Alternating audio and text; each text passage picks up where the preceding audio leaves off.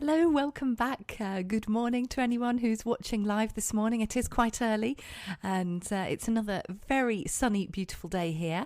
So I'm hoping that wherever you are, you've got a good start to the day. Delighted to be back here today for the second episode in our series about the inner voice. So before we dive in, just to say welcome to the podcast. This is part of the Leaders Who Love What They Do podcast, and it will be available on the podcast not this week but the week after. So if you're listening in the group, then and if you'd like to hear it on the podcast, you should get a message about that if you've signed up. And so let's dive in, because we've got so many interesting things to talk about. It was actually difficult to decide what to include in today's episode. Just to recap on yesterday's. So in yesterday's episode, we talked about how important our inner voice is and the huge impact that can have on what we do and how we see ourselves and also the world.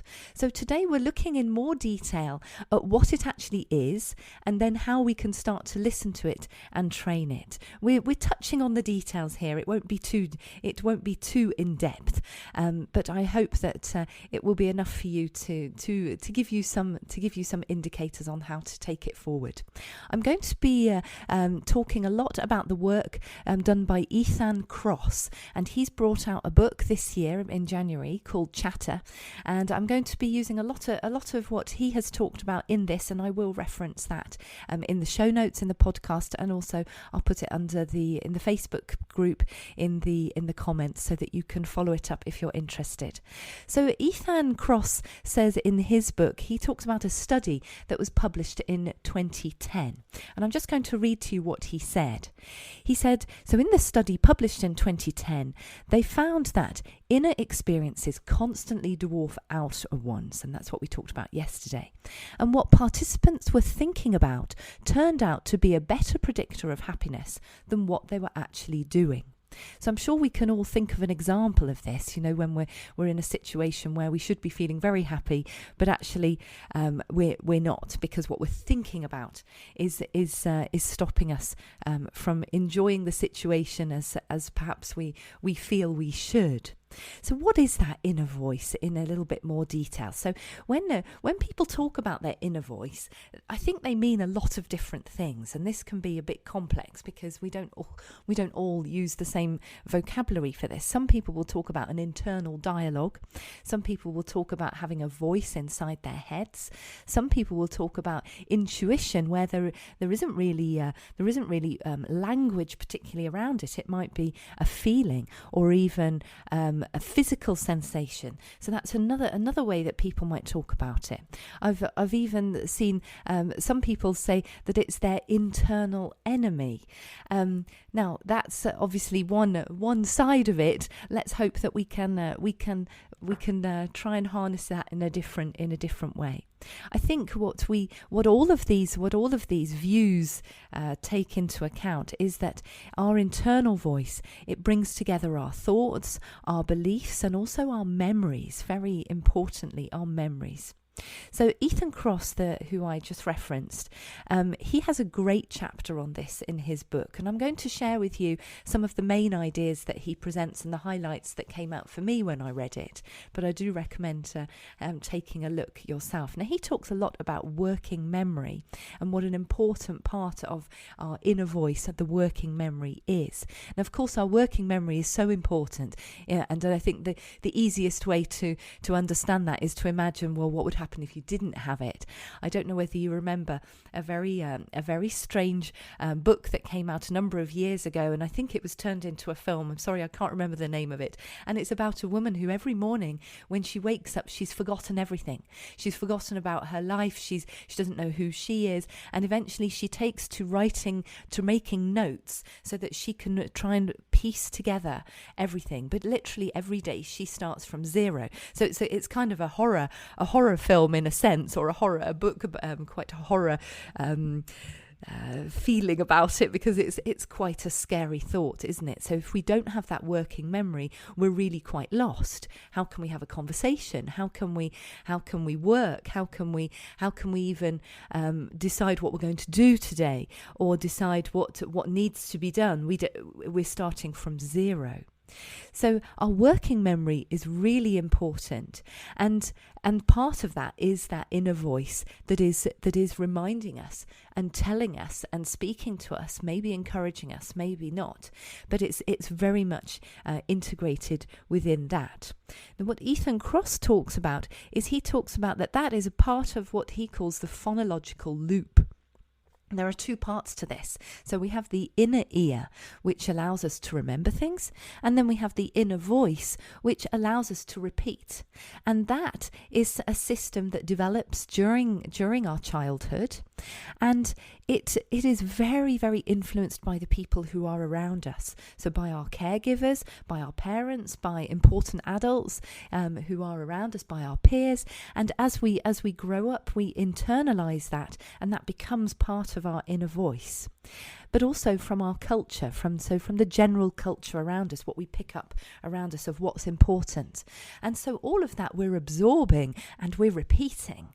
And so it's becoming really quite powerful. So for example, things like from my own family, I would say little phrases like, well, never give up, just do your best and don't argue.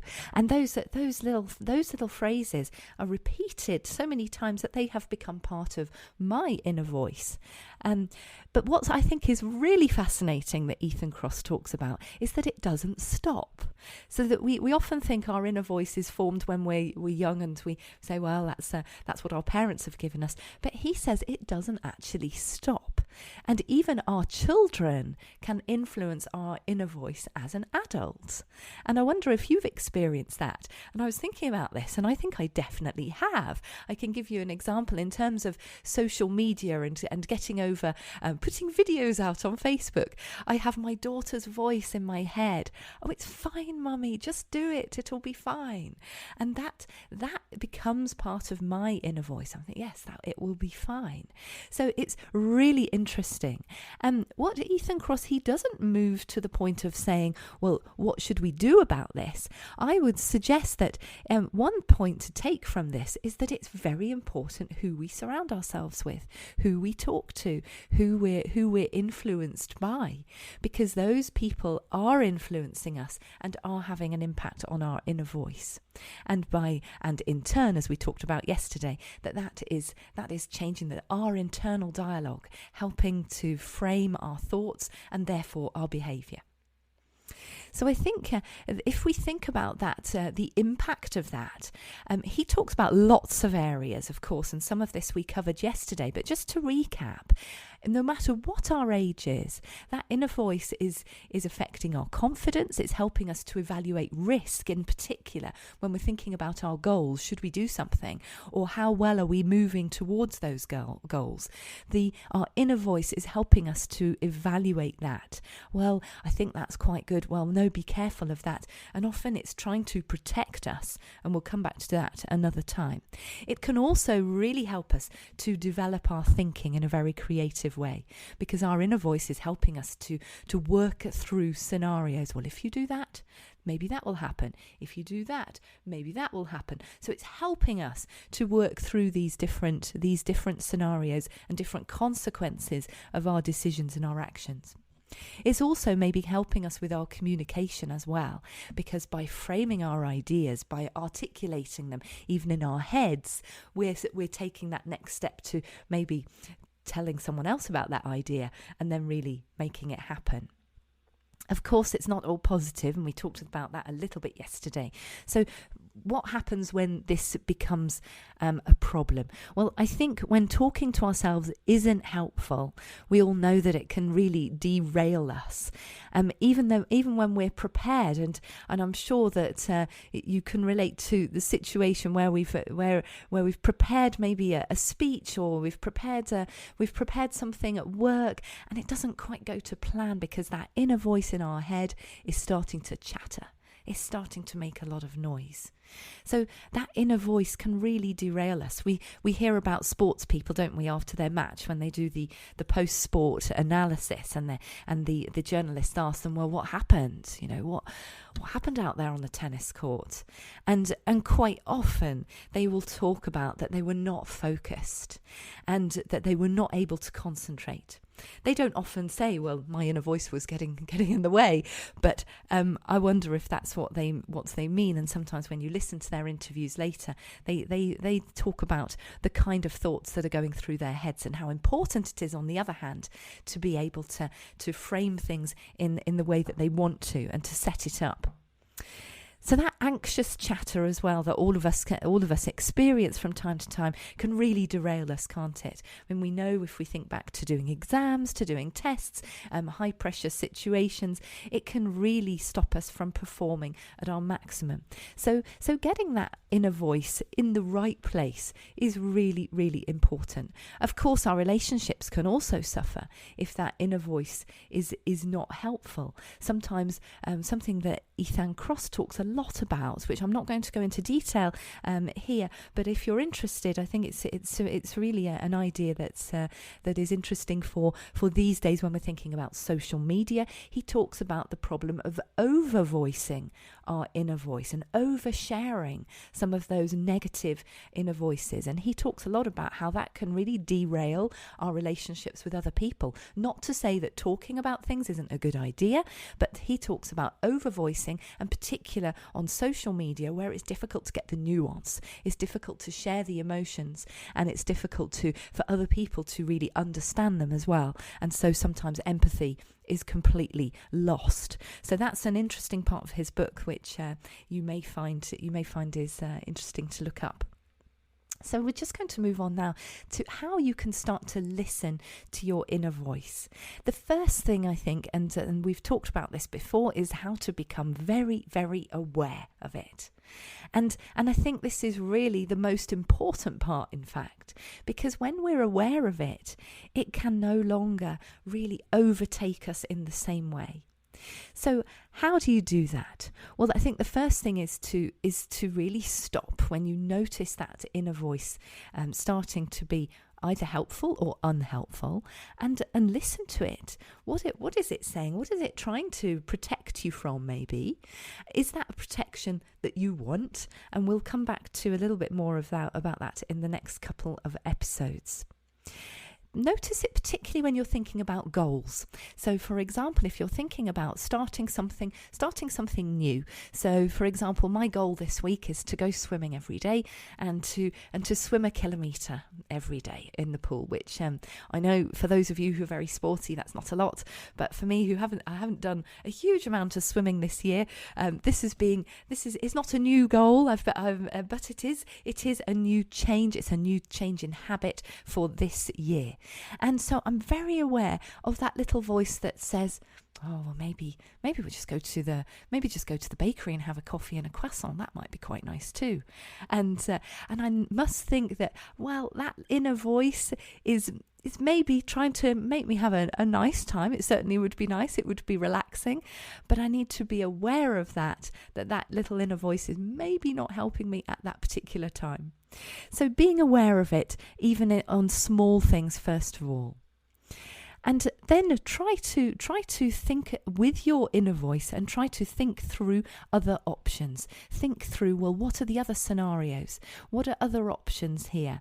So if you're getting a bit blocked by something, then think through with your inner voice. Use it as almost like a talking partner. It's quite an exciting possibility that we've got a talking partner right there. So maybe let's make the most of it. So what should we do when the inner voice starts to get too loud and too chatty and starts to overwhelm us? Well, again, I think the first thing is to notice, first of all. Sometimes we don't notice. We know we don't feel good, but we don't know why. We haven't really noticed. So notice it. That's the first thing. And then try not to judge it. Don't berate ourselves for then having a loud inner voice. Let's just notice it. Notice and not judge. I always say be curious and study it, because as soon as we start to be curious, what we do is we find we step back. And as soon as we step back, guess what? we have a bit more control over it. We have a bit more choice. We are able to make a bit of space for ourselves to be able to think it through. So be curious and study it and even find it fascinating. Where did that come from? What's that trying to protect me from? Where could this go? What are the other options? So doing that one thing, that one little question of being curious really starts to create that distance. And this is the first step towards being able to really train it in my mind. So training it is an interesting one, and we're going to come back to that in the next couple of episodes. But already, even in the question, how can we train it? And we're using the most powerful technique there, because what we're doing is we're referring to it and we're creating a distance between ourselves. Now, we may not want to create that distance later on when it's something really positive and we want to immerse ourselves in it and really step into it. By referring to it, though, when it's a problem, when it's too chatty, then we're creating that distance. So separating ourselves, taking a step back, noticing, and really creating that space to be curious and to study. So that's the end of today's little episode. So just to recap, we've been really looking at, first of all, a little bit more about what the inner voice is and the research from Kross, and in particular how important it is and how it can be influencing us. We can be absorbing those new inner voices all the time. And I'd like to leave you really with that thought, because I think it's really powerful. So think about who you're surrounding yourself with. Think about who you're talking to, and make the most of those times. Really make the most of those moments with other people, and think, yes, I can take on those ideas, because your brain is an amazing thing, and we can train it, and we can change it, and we can make it really work for us. Okay, so that's the end of today's input.